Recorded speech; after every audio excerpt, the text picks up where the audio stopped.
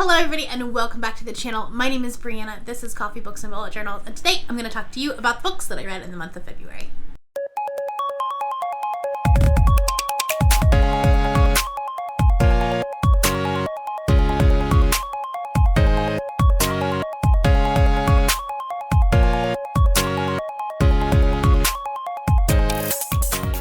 Okay, so February was a much better reading month than January was. I mean, A, I wasn't sick for the whole month. B, we had Contemporary-a-thon and I read a whole bunch of books for that. And C, I read some pretty good books. I was also very disappointed in a couple of them, and we'll talk about that here in a bit. I definitely had a much better month than I did the first month of 2020. I'm back to being on schedule. I think I'm actually one book ahead of my Goodreads goal now, which is great. Feels much better. Let's be honest. All right, so let's talk about some statistics. I read 11 books in the month of February. I also DNF'd another book, which I will talk about first before I talk about the rest of my stats, before I talk about the rest of the books that I read. Came out to a total of 3,793 pages. My average rating was a 3.68 because I had a couple of 2-star books. I did have a couple of 5-star books though, so that's pretty great. As far as genres, I did read 7 contemporary, which is perfectly understandable, saying as it was Contemporary-a-thon. That makes sense. I read 1 dystopian, 1 nonfiction, so I got my first nonfiction in for the year pretty early. I think last year it was like May by the time I did that. 1 book of poetry and 1 which is classified as other, which was a manga. I read 1 middle grade book, 4 adult books, and 6 YA books. Again, pretty standard with Contemporary-a-thon. That makes sense. I did read a lot of YA. I also did a ton of audiobook listening in the month of February. I did a lot of driving this month, and so there was definitely a lot of audiobooks. But anyways, let's talk about the books that I read. So I'm going to start with my DNF, and then we'll go from the book that I finished that I liked the least to my favorite book of the month. So the book that I DNF'd, maybe an unpopular opinion. I don't know. I'll be interested to see how it plays out now that this book is out. But that was Of Curses and Kisses by Sonia Menon. I really wanted to like this. I mean, it's a contemporary retelling of Beauty and the Beast with like a boarding school. But I don't know if Sonia Menon is just the right author for me. I think that if you really, really loved her other books, specifically When Dimple Met Rishi, I think you'll probably like this. I gave that book like 2.5 stars last year, and I was kind of hoping, because I did actually really enjoy There's Something About Sweetie, I was hoping that this one would kind of take another step forward, and I don't think it did. I don't think the characters were very likable. I didn't relate to anybody because everyone's like royalty and rich, and all they're talking about is their problems with Teen Vogue. And like, I don't care. Let's be honest. And then also, as I was starting to read the reviews, there was, some things that I don't necessarily like in books that didn't get resolved. There's like a cheating trope that doesn't have any consequences. The people that I really respect, they had DNF'd it or didn't like it. So I kind of felt confident that I was at 30% when I was like, oh my God, I don't care. And then I started reading these reviews and it didn't get any better. So I just put it aside. All right, moving on to my least favorite book of the month, and could potentially make a most disappointing list at the end of the year. The Toll by Neil Shusterman. Scythe and Thunderhead up there were both 5-star reads and amazing books. And then this one happened. It's been a bit since I've read it, because I read it at the beginning of the month, and a lot has happened since then. But I will link my vlog up there where I kind of have my like live reactions to it. But continuity, who is she? Plot development, we don't know her. Character arcs, yeah, no, there's none of that. How did we get from this, which was like political intrigue and like amazing, like wonderful this to this. Yeah, the bad guy, which, like, what was his name? Goddard. There we go. Can't even remember names anymore. Goddard was bad because, you know, guess what? He's bad. Anyways, I also really like, in Thunderhead, I like the fact that we didn't really dive into the relationship between Citra and Ronan. And then this one, like, there's just this offhanded comment of, the two spend night together. And I'm like, what? Okay, anyways, yeah, it was not good. It was, political satire at its worst. That's pretty much what it was. Something was just, it was not flowing when he wrote this book. Anyways, that is my 2 cents. I gave this 2 stars and I didn't like it. Okay, the next book was my 2.5-star read, and that was The Wish and the Peacock by Wendy S. Swore. And this was an arc that I had on NetGalley. It was a middle grade book, and I'm actually kind of glad that I didn't like this book, because up until then, like, every single middle grade book that I had read was 4 and 5 stars, and I was just thinking, like, well, maybe I'm just being, like, too easy on critiquing it or something. So I'm glad I didn't like this one, to be honest. I mean, not that I didn't like this book specifically, just that I have the ability to not like middle grade books. That's what I was trying to say. This book was a little bit kind of all over the place. The entire synopsis happens in the first 20% of the book. So the pacing is just really off, and then, like, after we pass that, then it's just this, like, meandering mess. And the character development was just not there. Character consistency was not there. We go from having this 12-year-old who acts like a 5-year-old and is upset that they're losing their farm by, like, acting out and pulling these pranks and all these other things. Like, 12-year-olds don't do that. I don't know, maybe I was just a very mature 12-year-old and I had to act like an adult at that point in my life. So we go from that, and then we flip the coin, and then on the other, like, next chapter, we're worried about grades and, you know, test scores and things like that. And so, like, we just didn't have, like, a very consistent character.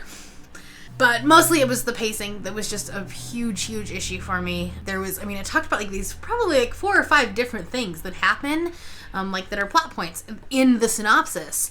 And they all happen at the beginning.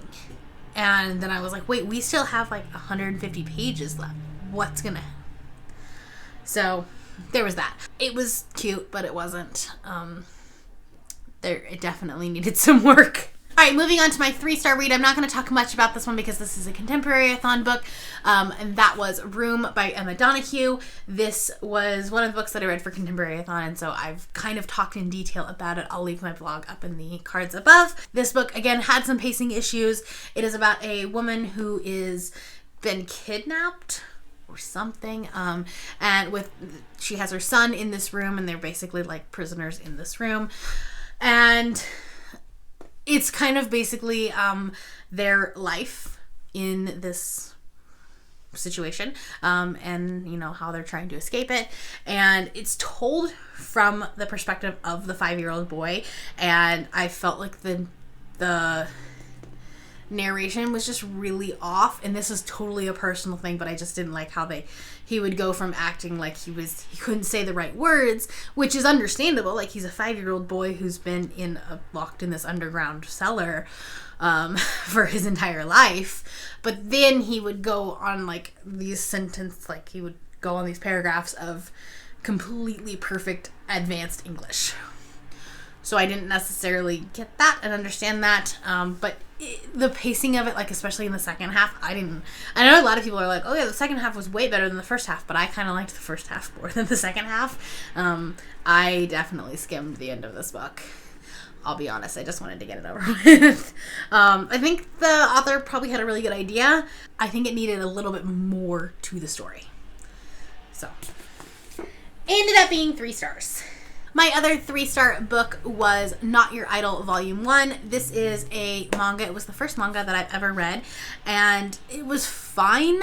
I just don't know that I love manga in general. And I'm definitely not going to write off the entire genre because I don't like this. I mean, I didn't love this one style, but I felt like it was just kind of very rushed. I didn't get a sense of who the characters were, and it was I think this was supposed to be a webcomic originally, and maybe like in that because obviously I think that would have been going on for a lot longer.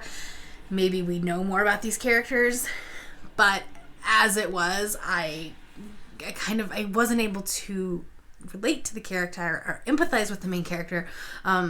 Basically, she is part of a K-pop band, and K-pop bands are very well known for being like sexualized and you know, I don't know what the word is basically, but people feel like they are entitled to these singers and dancers just because of how they act and how they dress, and what they wear on stage, and you know how they portray themselves while performing, not like in you know their normal life. And it does attack that mentality, which is good. I'm very glad it did that, but I don't know, I couldn't get there with the characters.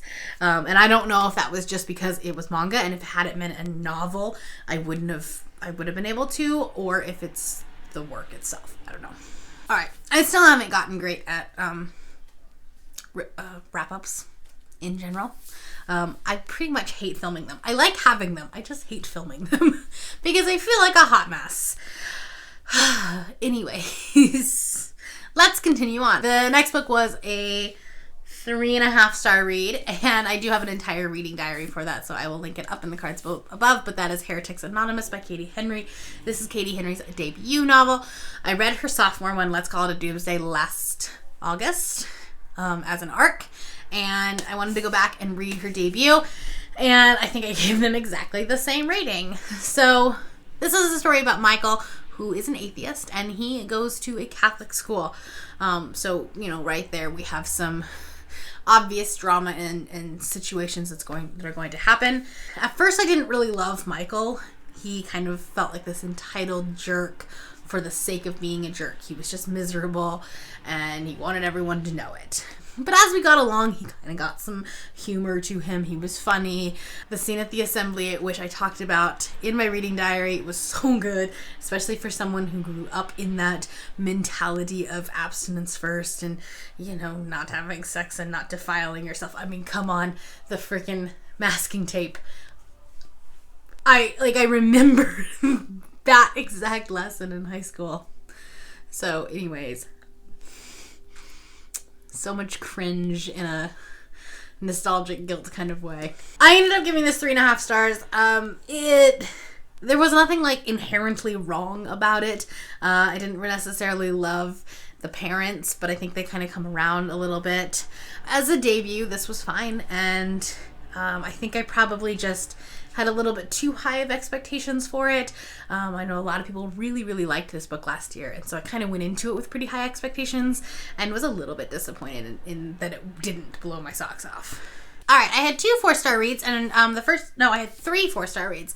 The first 2 of them were contemporary-a-thon reads, so I will review these pretty quickly. The first one is A Heart and a Body in the World. I think this probably suffers from the same thing that Heretics Anonymous did, in that there was so much hype around this book, and I was going in expecting that I was going to be bawling my eyes out and just in tears and just absolutely love this book and get blown away by it. And that didn't happen. This is a story about a girl who survives this tragedy, and you don't know what that tragedy is until probably like 3/4 of the way into the book.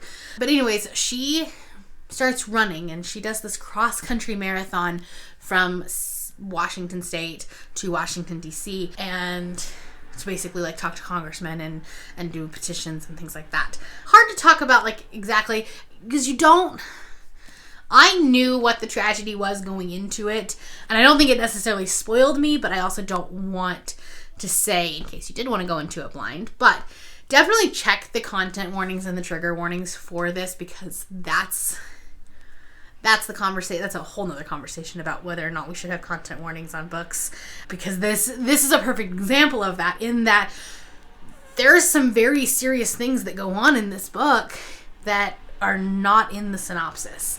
And if you're triggered by it, that could be very jarring for you. So I think not knowing the tragedy actually did this book a disservice, because for 3/4 of the book I didn't relate to the character. Like, I knew she went through something terrible, but I didn't know to what extent, and because of that I couldn't really empathize with her. However, the grandpa in this book is my favorite character in like all of literature, and I love him, and old Italian grandpa, they're the best. Anyways, I gave it 4 stars. It was a good book in its own merit, but again, I think I just had really high expectations of it, and it kind of let me down a little. Alright, the second book that was a 4-star read that I also read, it was my first read of the Contemporary-thon, and that is Yes, No, Maybe So by Becky Albertalli and Aisha Saeed. This is about 2 kids. There's a Jewish boy and a Muslim girl, and they kind of get paired up to do this local canvassing for the state senator, and they start this friendship, which becomes a relationship, and it was so cute and so precious, but it also had some really, really dark, hard-hitting themes. It wasn't like this fluffy contemporary that you're used to seeing from Becky Albertalli. We definitely dealt with some hard-hitting topics, especially dealing with politics and how certain laws that are passed and certain people that get elected can affect the daily lives of the people around you. And that was, I really, really liked it. Also really enjoyed the audiobook. Okay, the last 4-star read that I picked up this month was completely a random purchase, but I had seen Julie from Pages and Pens haul this on her ALA haul, I think it was the ALA haul, and then it was too late to try to request an ARC because the book was coming out like the next week. So I was like, that's fine, I'll just order it. And that was Break the Fall by Jennifer Icopelli. We'll go with that. And this is about a girl who was an elite gymnast, and there is a sexual scandal involving one of the coaches and the team, and a lot of cheating, and not physical cheating, but gaming the system, and faking drug tests and all this other stuff. And it was an interesting look in what's going on in USA Gymnastics right now, or what has been going on in the past year with the team doctor being accused and convicted of sexually assaulting the girls. This was a really good look at that. For those of you that don't know, I was a gymnast growing up. I, was not elite level good. I was not going to the Olympics or anything like that. But since I was a kid, I have loved picking up books about gymnasts, whether that be fiction, nonfiction, it doesn't matter. I will almost always pick up a book if the character is the main character is a gymnast or a dancer or something like that. So that's why I picked this one up. So I paid full price for it, and I actually really, really enjoyed it. It was not without its faults. I mean, I was thinking, oh, this is going to be a 5-star read. It's not. The writing style was a little bit off, and I'm curious to see how this would read from someone who's not in the gymnastics world, because I understood everything that was going on. I understood what they were talking about when they were talking about different skills and things like that, because I follow the sport. She did a pretty good job explaining some of the things, but not all of them, I don't think. And I didn't notice them because I understand what Yurchenko is. But 95% of the population probably doesn't. So I'm curious to see what this would play out as for someone who wasn't in the sport. But I really enjoyed it. I also read probably 200 pages of it in one night. The pacing of it is very quick, and it was just one of those things that I just had to finish the book. I stayed up until 1 o'clock in the morning one night finishing the book, which I have not done in a very long time. So, I mean, that being said, it was well written from that standpoint. But like I said, I don't know how it will read to people not in the sport or that don't follow the sport. Moving on to my 4.5-star read, and that was Get a Life, Chloe Brown by Talia Hibbert. I have a live show discussion with myself, with Crystal, and with Margaret from The Word Nerd on my channel, and I will link that up in the cards above, where we talk about this one. This was the group book for the Literary Alliance for the month of February, and this book was so freaking adorable. It was so good. There's plus size rep, there's you know, she's a person of color. There's chronic illness because she has fibromyalgia. It was like the representation was pretty good. As I'm filming this, we have not had said live show, and I'm really curious to see how it's going to play out with the plus size rep, because that's the only thing I didn't really love, and not a lot of people talked about it. But like at the beginning, it's very obvious that she is a plus size woman when she is climbing a tree to save a cat. Then as we go on later on in the book, it's kind of forgotten that she was a plus size character, just by some of the things that were said, like, you know, that she jumps into his arms. Like, you can't do that as a plus size woman without hurting someone. Just saying. That's the only thing that I didn't love about it. But this book was so cute. So good. And I'm excited to pick up her next one. There's the second one in the series is Take a Hint, Dani Brown, which is the sister of Chloe Brown, obviously. And I'm excited. Alright, I have 2 5-star reads, and I'm going to do this fast because my battery is dying.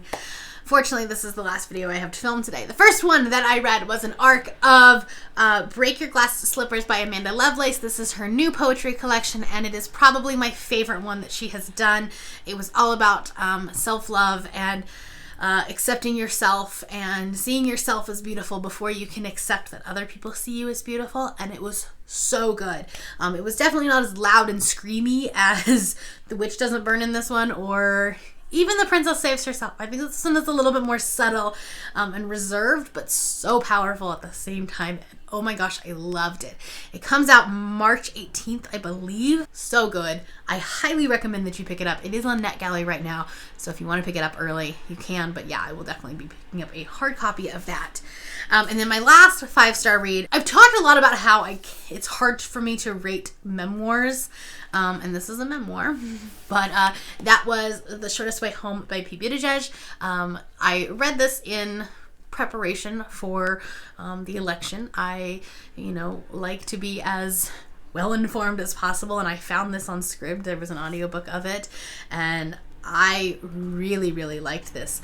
So, like I said, memoirs are hard to rate because you're like literally talking, like grading someone's life. So I usually only rate them on, if you like look at my scale of like what I rate things on, I always rate characters, world building, writing style, plot, and enjoyment. I think I missed one in there. But when I'm reading nonfiction or memoirs in specific, I am only looking at the writing style and the enjoyment of it, because obviously there are no characters. And he is an excellent, excellent writer. I don't know that he actually wrote this book or if he ghost wrote it, but I don't know. But when he talks about his town of South Bend, you can tell that he has a passion for the place, that he loves that city.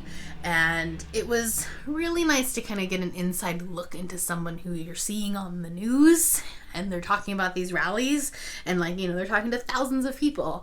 It's nice to kind of see his inner thoughts, I guess. But yeah, this was a very, very well written book, and he does narrate the audiobook. I really, really enjoyed it.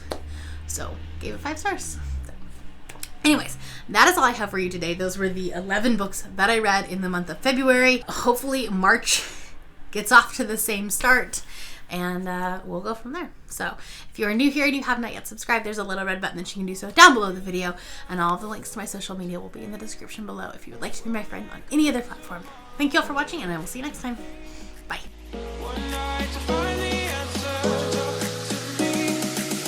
What makes this heart beat faster?